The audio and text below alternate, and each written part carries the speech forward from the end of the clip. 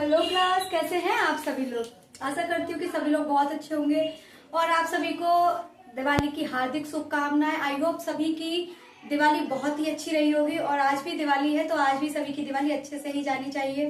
कल दिवाली की छुट्टी कर दी मैंने, इसलिए मैंने आप लोगों को पढ़ाया नहीं और आज भी मैं 2-4 क्वेश्चन ही कराऊंगी जिससे कि थोड़ा सा रिदम में रहे, वरना बच्चे बिल्कुल ही छोड़ देंगे पढ़ना। तो थोड़ा बहुत आज पढ़ा देते हैं, उसके बाद में कल से प्रॉपर अच्छे से पढ़ेंगे। बाकी का सभी लोग दिवाली को अच्छे से मनाएं, कोई भी ज्यादा पटाखे ना छुड़ाए वरना तो किसी का हाथ वगैरह जल जाएगा, उससे बच कर रहे, पटाखों से थोड़ा दूर रहें। तो चलिए आज के सेशन में स्टार्ट करते हैं। एमसीक्यूज क्या है, चलिए।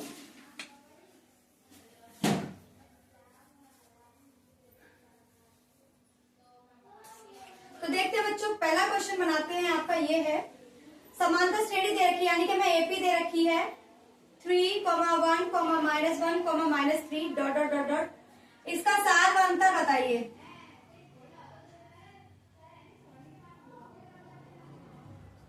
तो चलिए बच्चों, इसका सार्वंतर बताइए, कैसे बताएंगे।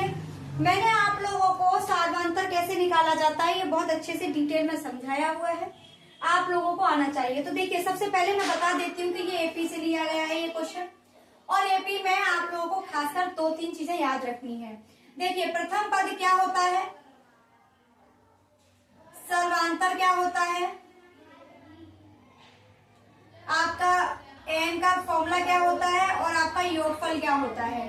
आपको अगर ये 4 चीजें याद हैं तो आप लोगों को समस्या नहीं होगी। तो देखिए, सबसे पहले एपी क्या होती है बेटा। मान लो हमारी एपी है A B C D E, ये हमारी कोई एपी की सीरीज है। क्या है बेटा, ये कोई श्रेणी है। देखिए, एपी की खासियत है कि इनके बीच का जो डिफरेंस होगा वो सेम होगा। क्या होगा, सेम होगा। तो प्रथम पद क्या होता है, जो बेटा सबसे पहले लिखा हुआ है वही होगा आपका प्रथम पद। अब आता है सर्वांतर क्या होता है। सर्वांतर का मतलब होता है जो आपका दूसरा वैल्यू है उसमें से पहला घटा दीजिए। आप जहां भी 2 चीजों के बीच में माइनस करेंगे यानी कि डिफरेंस निकालेंगे तो वो सेम आएगा, वही सर्वांतर है। तो इसका डिफरेंस जो होता है वही क्या कहलाता है बेटा, सर्वांतर कहलाता है। तो बेटा हम इन दोनों के बीच में से डिफरेंस निकाल लेते हैं b - a, ठीक है। ये आपका क्या हो गया बेटा, सर्वांतर हो गया। अब आते हैं n की वैल्यू कैसे निकालेंगे। तो आप निकालेंगे a + n - 1 का होल d। बेटा ये होता है हमारा nवें पद का फॉर्मूला, nवां पद। अब आपसे वही पूछ लिया जाए कि योगफल निकालिए। तो योगफल का फॉर्मूला होता है Sn = n/2 2a + n - 1 का होल d। ये होता है बेटा हमारा योगफल का फॉर्मूला। यहां तक अगर आप लोगों को समझ में आ गया है तो उतार लीजिए, इसके बाद में हम बेटा बढ़ेंगे आगे। चलिए, अब आप लोग, मुझे नहीं लगता कि सर्वांतर निकालना आपके लिए बिल्कुल भी टफ है। अब तो बहुत इजी हो गया। कैसे निकालना बेटा, दूसरे में से पहली वाली वैल्यू को आप घटा देंगे तो आपका क्या निकल आएगा, सर्वांतर। तो देखिए बेटा कैसे निकालना है। d बराबर कैसे निकालोगे बेटा, दूसरी वैल्यू है 1, पहली वैल्यू है 3, तो बेटा कितना आ गया, -2। तो बेटा हमारा जो सर्वांतर है वो कितना निकल के आया, -2।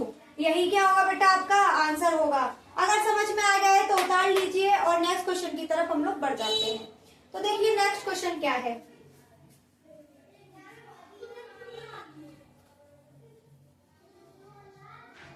बच्चों, किस किस की दिवाली कैसी कैसी रही। आई होप सभी लोगों की दिवाली अच्छी रहनी चाहिए। मेरी तो बहुत अच्छी रही है। चलिए देखते हैं नेक्स्ट क्वेश्चन क्या है बेटा। देखिए नेक्स्ट क्वेश्चन है बेटा 2 tan 30 अपॉन में 1 + tan स्क्वायर 30। इसका मान होगा, बताइए इसका क्या मान होगा। तो बेटा हमें ये सॉल्व करना है। कैसे करना है बेटा, मैंने आप लोगों को ट्रिग्नोमेट्री की टेबल लिखवाई थी जहां पर मैंने tan की सारी वैल्यूज बताई हैं। स्पेशली आपको tan 30, 60 और 45 तीन याद रखनी है। tan 30 की बेटा 1/√3, tan 60 की √3 और tan 45 की 1। सबसे ज्यादा यही 3 वैल्यूज आपसे लिखवाई जाएंगी हर क्वेश्चन में, लगभग यही अप्लाई करवाता है। तो बेटा यहाँ से देखिए tan 30 की वैल्यू 1/√3 है, तो 2 × 1/√3 अपॉन में है 1 + 1/√3 का होल स्क्वायर। सॉल्व कर लीजिए बेटा, 2 अपॉन में है √3, 1 प्लस 1/3। आगे बढ़ते हैं। 2 अपॉन में है √3 अपॉन में बेटा एलसीएम ले लीजिए। 3 प्लस 1 अपॉन में 3 ऊपर जाएगा। 3 इंटू 2 अपॉन में 3 और 1 4 इंटू √3। बेटा इसका इसमें कर दिया और उसका उसमें कर दिया। बेटा 2 से 4 कैंसिल आउट हुआ 2 बार और √3 से 3 कैंसिल हुआ √3/। तो बेटा हमारा कितना आ गया √3/2। यही क्या होगा बेटा इसका आंसर होगा। अगर क्वेश्चन आप लोग को समझ में नहीं आया है तो चलिए मैं एक बार फिर से समझा देती हूँ। बेटा tan 30 की वैल्यू लगाइए 1/√3। मैंने यहाँ भी tan 30 की वैल्यू 1/√3 लगा दी। ये हो गया बेटा 2/√3 1 प्लस 1/√3 का होल स्क्वायर हो गया 1/3। अब क्या करेंगे बेटा हम इसको ऐसा का ऐसा रखेंगे और इसका ले लेंगे एलसीएम। 3 प्लस 1/3 कितना हो गया बेटा 3 3 2 6 और यहाँ पर बनेगा 3 और 1 4 √3। बेटा 2 से 4 कैंसिल हुआ 2 बार और जब हम √3 में बेटा देखिए याद रखिएगा जो एक 3 होता है ना वो 2 √3 के बराबर होता है। ठीक है अब एक कैंसिल आउट होता है तो क्या बचेगा 1 बचेगा। तो हमारा बचा 1 √3 तो √3/2 यही क्या होगा बेटा आपका आंसर होगा। आई होप आप लोगों को क्वेश्चन समझ में आया होगा कि कैसे किया गया है। अगर समझ में आ गया है तो बेटा कॉपी पर राइट डाउन कीजिए और नेक्स्ट क्वेश्चन की तरफ बढ़ जाते हैं। बेटा जो नेक्स्ट क्वेश्चन मैं आप लोगों के सामने लिखूंगी सबसे पहले आप लोगों को वीडियो को पॉज करके उसे करने की कोशिश करनी है, क्योंकि जब तक आप लोग खुद से नहीं करेंगे आप कितना भी वीडियोस देख लीजिए कितना भी क्लासेस ले लीजिए आप लोगों को क्वेश्चन करना नहीं आएगा। 5 10 15 8 20 35 40 का समांतर माध्य है।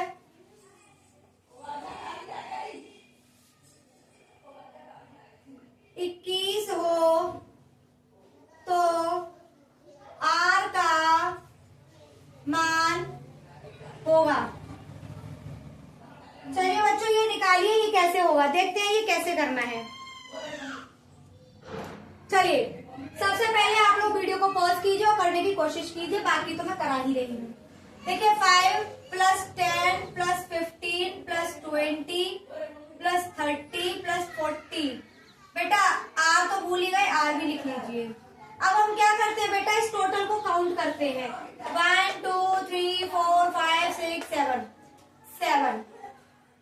अब बेटा हमें समांतर माध्य ऑलरेडी गिवन है, कितना गिवन है बेटा 21। तो बेटा कर देंगे हम इधर 21। अब कर लीजिए बेटा इसे सॉल्व।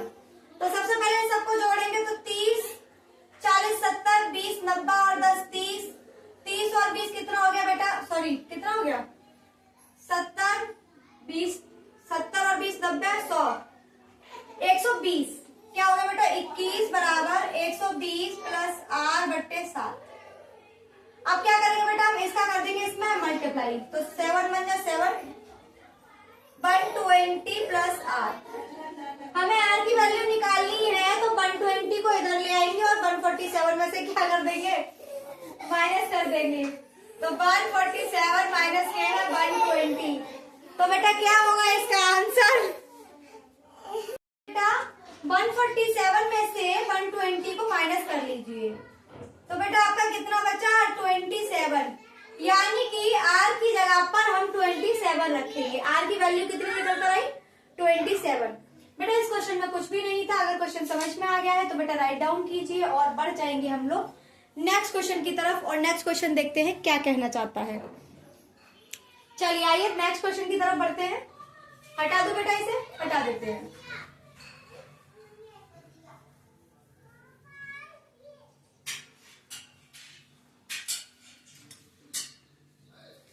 तो बेटा नेक्स्ट क्वेश्चन हमें क्या दे रखा है 21 सेंटीमीटर त्रिज्या वाले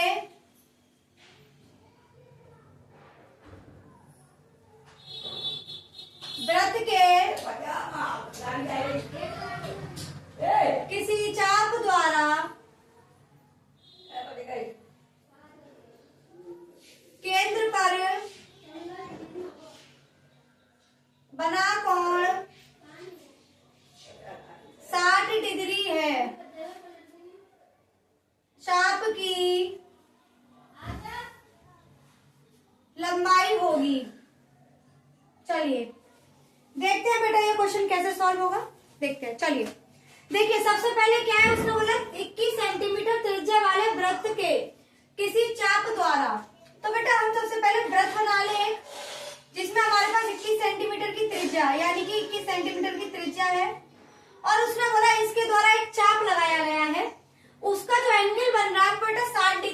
रहा है, तो हमसे बोला है चाप की लंबाई होगी, बेटा इसकी लंबाई पूछ रहा है। अच्छा बच्चों एक बात बताइए, सबसे पहला मेरा आप लोगों से क्वेश्चन है, क्या इस तरीके के क्वेश्चन मैंने आप लोगों को नहीं कराए हैं? क्या मैंने इस तरीके के क्वेश्चन आप लोगों को नहीं कराए हैं?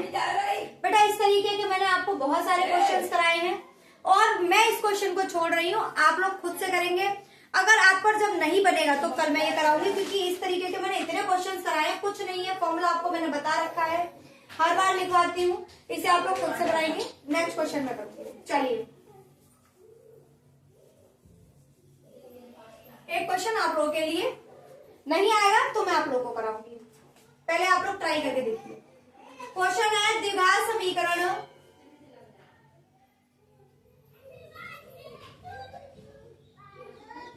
X square plus 2x minus P बराबर 0 का एक मूल माइनस के 2 हो तो p का मान ज्ञात कीजिए।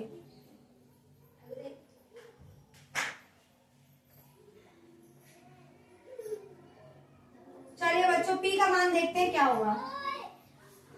तो सबसे पहले बेटा मैंने द्विघात समीकरण में आप लोगों को दोनों मूल लिखा रखे हैं, किस तरीके से यूज किए जाते हैं। तो सबसे पहले बेटा हम लोग क्या करेंगे, उतार लेंगे इक्वेशन को और इसकी तुलना कर लेते हैं। बेटा तुलना करेंगे, ax square plus bx plus c बराबर 0। बेटा a की वैल्यू क्या है बेटा 1 है। बेटा जब कुछ भी ना हो तो हमेशा 1 लेकर चलते हैं। b की वैल्यू कितनी है 2 है और c की वैल्यू कितनी है माइनस के 3। अच्छा मैंने आप लोगों को दोनों, हमें पहले से ही एक मूल गिवन है, मान लो हमारे पास 2 मूल होते हैं जो कि हम अल्फा और बीटा मानते हैं। अब उसने बोला एक मूल ऑलरेडी गिवन है, तो मैंने अल्फा बराबर माइनस के 2 मान लिया। क्या मान लिया? अल्फा बराबर माइनस के 2। अब बेटा हम क्या करेंगे, मूलों का योगफल कर लेते हैं, अल्फा प्लस बीटा। बेटा अल्फा प्लस बीटा बराबर कितना दे रखा है, माइनस के b ओवर a। तो माइनस के b की वैल्यू 2 और a की वैल्यू है 1। अल्फा की वैल्यू ऑलरेडी हमें गिवन है माइनस के 2 प्लस बीटा बराबर माइनस के 2। बेटा क्या हो गया, कैंसिल हो गया, तो बीटा की वैल्यू कितनी आ गई 0। अगर हमारे पास एक मूल माइनस के 2 है तो दूसरा मूल कितना निकल के आ गया, बीटा। उसने बोला है कि आपको p की वैल्यू फाइंड करनी है। क्या फाइंड करनी है? p की वैल्यू फाइंड करनी है। तो चलिए देखते हैं कैसे होगी।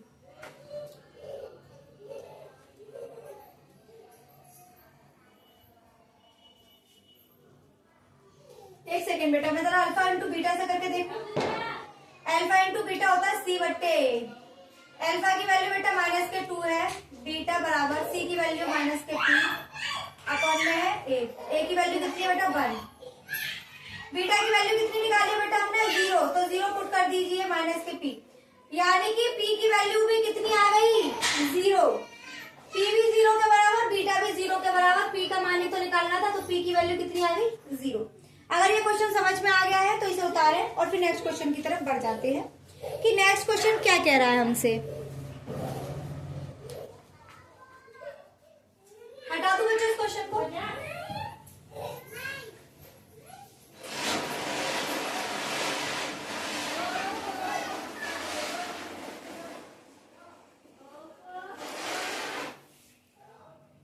नेक्स्ट क्वेश्चन क्या है, cos a बराबर है √3/2 के, तो sin 2a का मान ज्ञात कीजिए।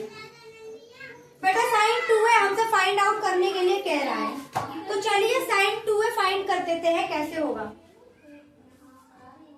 cos a बराबर जो √3/2 है बेटा वो कितने की वैल्यू है, cos में वो बेटा वैल्यू होती है cos 30 की। कितने की है? cos 30 की। cos से cos कैंसिल, a बराबर कितना आ गया बेटा 30। a की वैल्यू कितनी है 30। हमें sin 2a की वैल्यू पता करनी है, a की हमने निकाल ली है, इसमें लगाएंगे तो हमें sin 2a की वैल्यू पता चल जाएगी। sin 2a, a की वैल्यू कितनी है बेटा 30, कितना आ गया बेटा sin 60। sin 60 का वैल्यू कितना होता है √3/2। बेटा यही क्या हो गया हमारा आंसर हो गया। समझ में आया या फिर से समझाएं? अगर ये क्वेश्चन आप लोगों को समझ में आ गया है तो बेटा आज की क्लास को हम यहीं पर ऑफ करते हैं। कल आप लोगों से फिर से मुखातिब होंगे।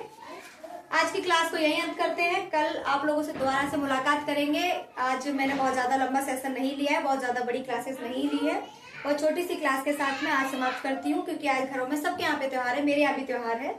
तो सब लोगों को हैप्पी दिवाली मेरी तरफ से एक बार और सब लोग अच्छे से दिवाली मनाएं, पटाखों से थोड़ा दूर रहें और अपना ख्याल रखें। आप सभी का बहुत बहुत धन्यवाद।